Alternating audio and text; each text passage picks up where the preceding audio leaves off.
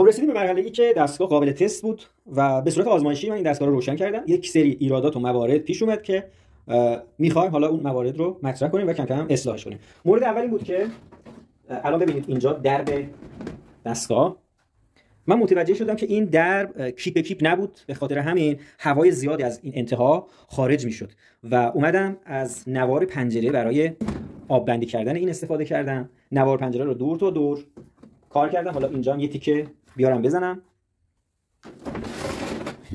خب ببینید دور تا دور این از نوار پنجره استفاده میکنیم که هوا اینجا راحت خارج نشه. خب اینو من اضافه کردم بهش.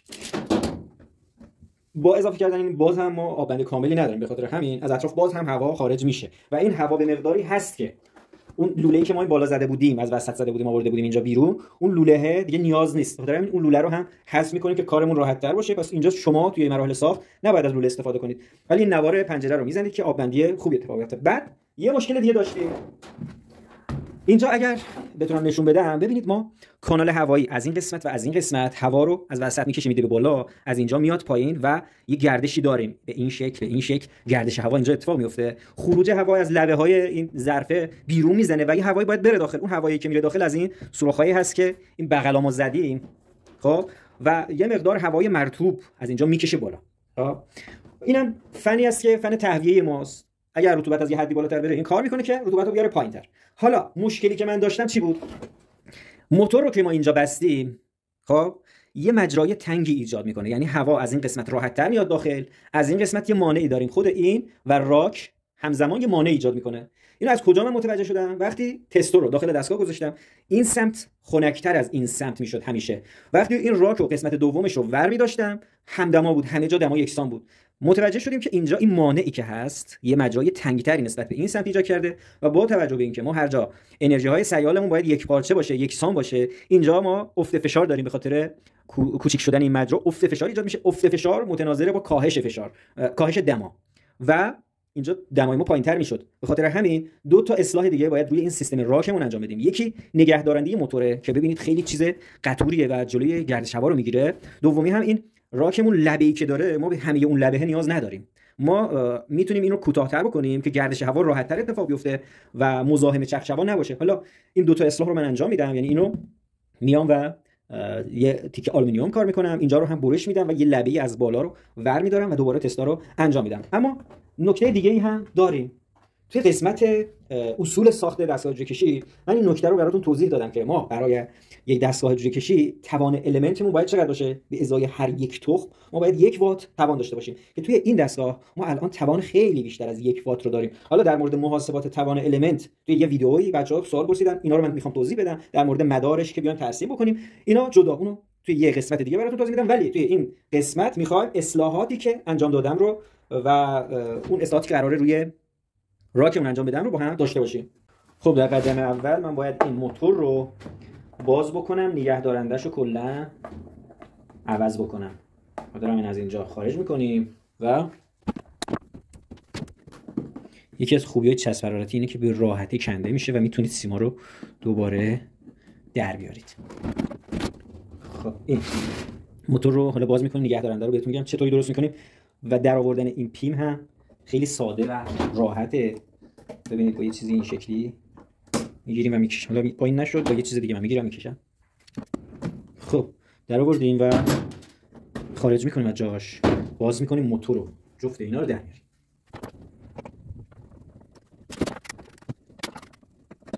خب حالا چیزی که قرار باهاش موتور بسته بشه یه همچین صفحه‌ایه. ببینید با یه تیکه آلومینیومه. میام چیکار میکنیم؟ یه دونه سوراخ میزنیم از اینجا که این شفت موتور ازش در بیاد. دو تا سوراخن دقیقاً از جایی که این قسمت‌های موتور قراره حالا پچ میکنم. من میشه پیچش هم کرد، من پچ میکنم چون راحت هم جدا میشه، یه دونه دریل میزنیم جدا میشه.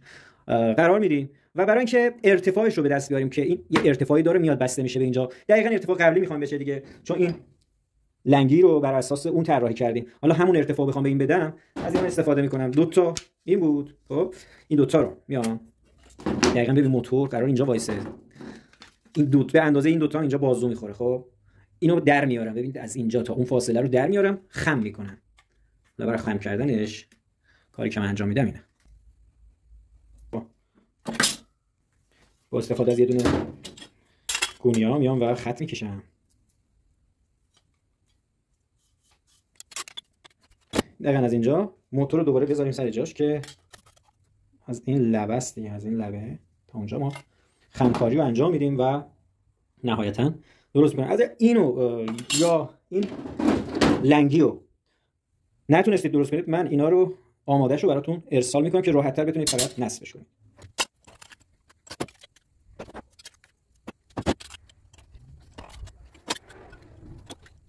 فقط نکته که هست اینه که آلومینیوم رو فقط یه بار میتونید خم بزنید. اگر دو بار بخواید خم بزنی راحت کنده میشه و از بین میره. حالا موتور رو روی این پرچ میکنم و میبندم روی دستگاه.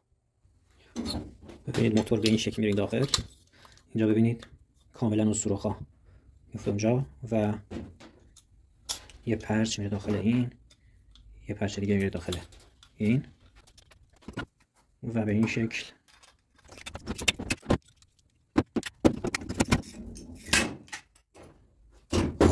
حالا میایم اینو پیچ میکنیم دقیقاً همونجا که بود موتور قرار میگیره. بعد شفتش هم از روش میبندیم، یعنی اون لنگی رو چسبشو میزنیم، دوباره مثل قبل میشه.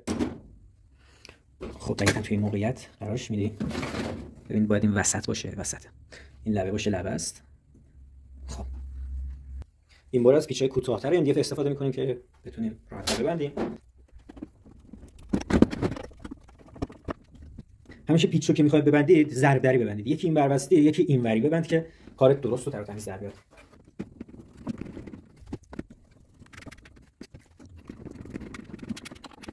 خب قبل از اینکه من بخوام این سیما رو وصل کنم اول باید بازش بکنم، المنت رو اصلاح بکنیم. اصلاح المنت توی این دستگاه اینه که یه دونه المنت بهش باید اضافه بکنیم. دو تا المنت بود باید سه تا المنت ببندیم. حالا راجع به محاسباتش و چرا این کار انجام دادم توی یه ویدیو جداگانه توضیح میدم، ولی نحوه اینکه اینو من اضافه کنم بهش توی ویدیو بهتون نشون میدم. خب از این پایه ما هر طرف سه تا پیچ داریم، اون پیچا رو اول باز میکنیم.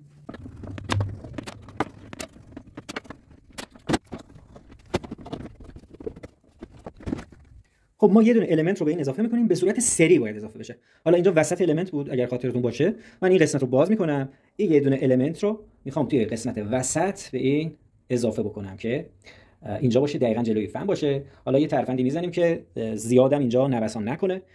برای نصب کردنش مراحلی که بهتون نشون میدم و انجام میدیم. خب این دو تا رو اول باز کردم، از این قسمت یه دونه پیچ می‌بندم تا ارتفاع همینو باشه. دقیقاً توی روبروی این، توی این قسمت هم میبندیم.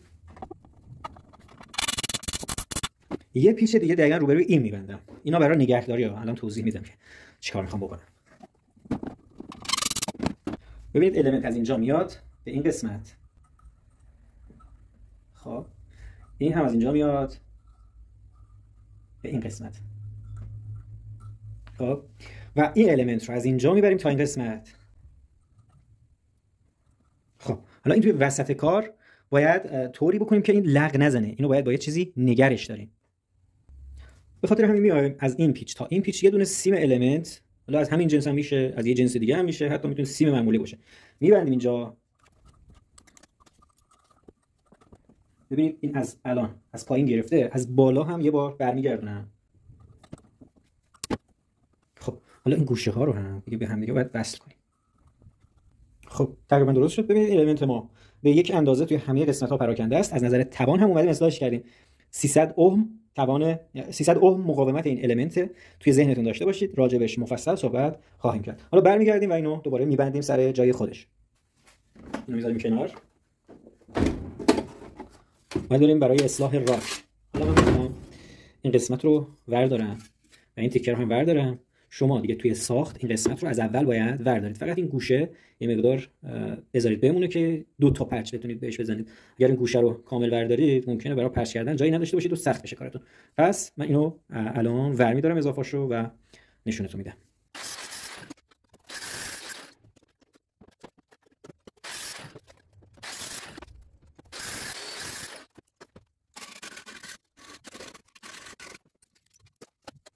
خب حالا شما به این سختی قرار نیست انجام بدید. اولش این رو قبل از اینکه پرچ کنید به این شکل شما بسازید که به این سختی نباشه کارتون. حالا این پلیسه ها رو من با سوهان میخوام وردارم.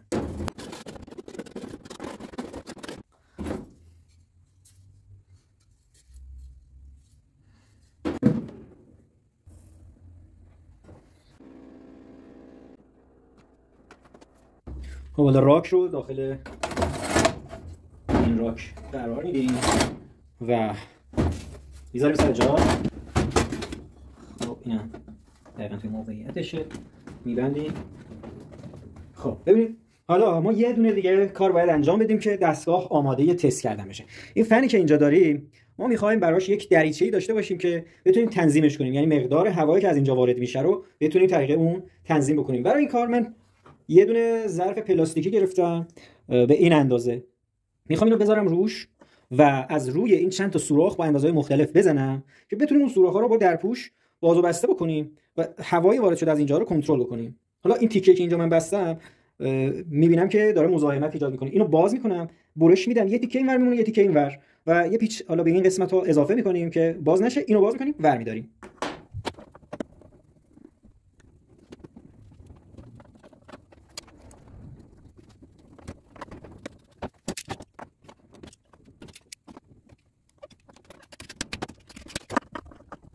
خب ببینید این قرار اینجا باشه.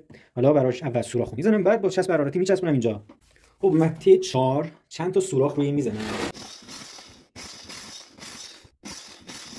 خب به نظرم کافیه. این سوراخ‌ها قرار نیست همشون باز باشن.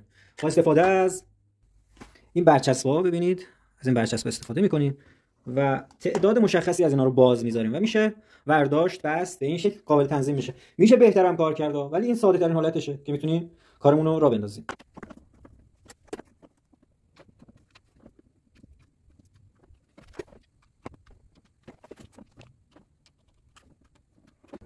خب دوستان رسیدیم به اینجای کار که دستگاه رو رسوندیم به این مرحله و برای فن یه دونه درپوش گذاشتیم که روی درپوش هم با استفاده از این برچسب‌ها میتونیم اون سوراخ‌هایی که زدیم رو باز کنیم، ببندیم و مقدار ورود هوا رو از طریق این برچسب‌هایی که اینجا میتونیم بزنیم کم و زیاد کنیم دور تا دور. حالا به روش‌های مختلف میتونیم ما اینو درست کنیم. راه ترینش که سریع‌تر انجام بشه اینه. و سوراخ‌های ورود هوا رو هم میتونیم با همونا دوباره مسدود بکنیم. این بغل من یه دونه برچسب زدم، بغلش هم یه دونه سوراخ کوچیک‌تر هست که حالا برای زمان‌های مختلف میتونیم تنظیم بکنیم که مقدار هوایی که از اینجا وارد میشه، مقدار هوایی که از اینجا وارد میشه چه مقدار باشه، اینا رو میتونیم تنظیم بکنیم. حالا من تستی که انجام دادم بعد از تغییرات اینو میخوام راجبش بهتون یه توضیحی بدم و بریم سراغ تغییرات بعدی که نیاز هست روی این دستگاه اعمال بکنیم. خب به وسیله تستو که یه دماسنج رطوبت سنج بلوتوثیه و خیلی دقیقه توی قسمت‌های مختلف دستگاه من اینو قرار دادم و دما و رطوبت قسمت‌های مختلف دستگاه رو بدون راک، الان این راکی که من براش گذاشتم ببینید، این راک قسمت بالایی رو بعد از اینکه برش دادم من استفاده نکردم، گفتم بذارید به صورت خالی بدون راک تست بگیرم ببینم دما به چه صورته. ببینید دما توی قسمت‌های مختلف دستگاه تفاوت داره با این سرعت هوایی که ما داریم، ولی باز هم اختلاف دما ایجاد میشه و توی دستگاه کوچیک هم ما می‌بینیم که اختلاف دما توی نقاط مختلف دستگاه میتونه وجود داشته باشه. علت این اختلاف دما این هست که ما مسیر جریان هوامون داخل این دستگاه به صورتی که ممکنه المنت توی بعضی از اون نقاطی که قرار گرفته یه مقطع داغتری رو ایجاد بکنه، یه قسمت دیگه‌اش سردتر باشه و این جریان هوا چون به صورت یک نواخته یه مسیری برای خودش داره، فرض کنید میاد اون جریان هوایی که توی مسیر این هست خب حالت گرمتر داره، میاد اینور مثلا خنک‌تره.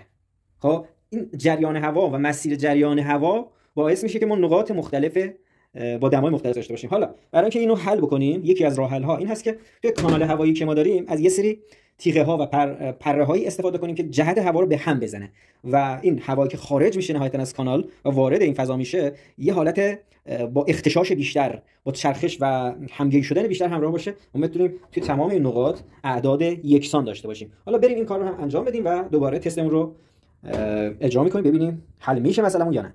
خب دوباره میخوام این قسمت رو باز بکنم، ولی قبل از اینکه اینو باز کنم موتور رو باز میکنم که کنده نشه، سیم وصل بهش، از این پیچا بازش میکنم و دوباره. خب یه سری تیغه ها رو من آماده کردم که میخوام ببندم، از همون نبشیه استفاده میکنم. حالا این پشتش هم ور نداشتید مسئله پیش نمیاد. 4 تا تیغه حالا من ببندم، شما توی ویدیو ببینید راحت‌تر متوجه میشید. با استفاده از این پیچای MDF کوچیک میبندیم. نکته که هست پایه این به هیچ عنوان نباید به این میخه به این پیچه بخوره. اگر این پیچ به این پیچ اتصال پیدا بکنه میشه اتصال کوتاه و این تیکه رو از مدار خارج میکنه، اون یکی تیکه های المنت فشار زیادی بهشون میاد. پس حواستون باشه که این پایش نخوره به این پیچ. خب ببینید این دو تا تیغه هوایی که اینجا هست میاد بهش میخوره، متمرکز میشه. وقتی متمرکز شد با هم دیگه ترکیب میشه، یعنی دیگه مهم نیست کجا گرمتر بوده کجا سردتر بوده، همه متمرکز میشن به این مرکز. از این مرکز هم ما میخوایم پخشش کنیم، بخاطر همین یه تیکه هم جلوی این من میبندم به این شکل. ببینید دقیقاً توی جلوی اینا این تیکه قرار داره و باعث میشه که هوا رو پخش کنه، میاد میزنه این ور و پخش میشه. دقیقاً توی مرکز این دوتا میبندیم.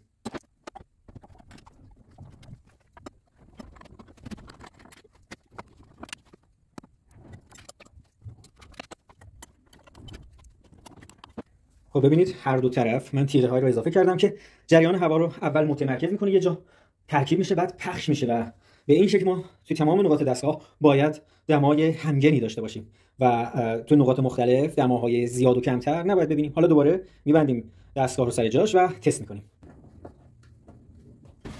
خب یه مقداری اینجا من احساس میکنم یه ذره کم زدم چسب حرارتی رو، تربیتش میکنم. همینطور اگر یادتون باشه اون لوله ها رو من گفتم حذفش کردم، که از اونجا که بود اون لوله رو حذف کردیم. حالا از بالا میایم و از این قسمت ها، شاید این قسمت مثلا، ولی اینجا چون نزدیک اینه من نمیخوام بزنم، از این قسمت یه دونه و یه دونه هم از این قسمت میام سوراخ‌هایی میزنم که قراره حالا بسته باشن با این درپوش‌ها، میبندیم و زمانی که نیاز شد تهویه دستگاه بیشتر بشه اونها باز میشن، ازشون استفاده خواهیم کرد. خب با مته شماره 4 یه دونه از اینجا میزنیم. خب دو تا سوراخ برای خروج هواست که با درپوش هم میتونیم مسدودش بکنیم، با مته 3 هم میتونیم بزنیم از بغلش که مثلا اینو مسدود کنیم اون یکی رو باز بذاریم. این سوراخ ها بنا به تجربه به دست میاد و توی محیط های مختلف میتونه تغییر بکنه. فرض کنید یه جایی هستیم که رطوبت هوا زیاده، نیاز داریم تهویه خیلی بیشتری داشته باشیم. یه جایی هست رطوبت هوا کمه، میخوایم این رطوبت داخل دستگاه بمونه، این سوراخ باید کوچیک‌تر باشه. پس با زدن چند تا سوراخ با اندازه‌های مختلف و مسدود کردنش توسط این درپوش‌ها میتونیم این اندازه رو به دست بیاریم. به جای اینکه یه درپوش مثلا متحرک بذاریم اومدیم چند تا سوراخ زدیم به این شکل. حالا بریم برای تست دستگاه. خب من دستگاه رو تست کردم و باز هم اختلاف دما داشت و نهایتا مجبور شدم تغییرات خیلی بیشتری روی این دستگاه اعمال بکنم که نهایتا از تست های من قابل قبول باشه. ولی باز هم نمیتونیم اعتماد بکنیم و بگیم که حتما میتونه الان بسازید و دستگاه براتون نتیجه خوبی بده، مگر اینکه یک بار توسط یک فردی این جوجه کشی اجرا بشه. حالا دستگاه آماده است، من ارسال میکنم برای یکی از دوستانم که باهاش شروع میکنه به جوجه کشی کردن. تغییراتی که روش دادم رو خلاصه وار برای شما توضیح میدم که بدونید چه کارهایی روی دستگاه انجام دادیم، ولی پیشنهاد نمیکنم فعلا شما خودتون بسازید. اگر میخواید نتیجه 100% بگیرید باید منتظر باشید که تست به همراه تخم هم بیاد و تایید نهایی رو ازش بگیریم. اما اگر میخواید حالا همراه باشید با ما، میتونید تا این مرحلهش رو بسازید و خودتون شروع بکنید به تست کردن. در ادامه اگر تغییراتی هم نیاز بود شما میتونید اعمال بکنید روی دستگاه. اون آموزش ها رو من آپدیت میکنم و میتونید تغییرات رو بدید خودتون. ولی چه کارهایی من روش انجام دادم؟ خب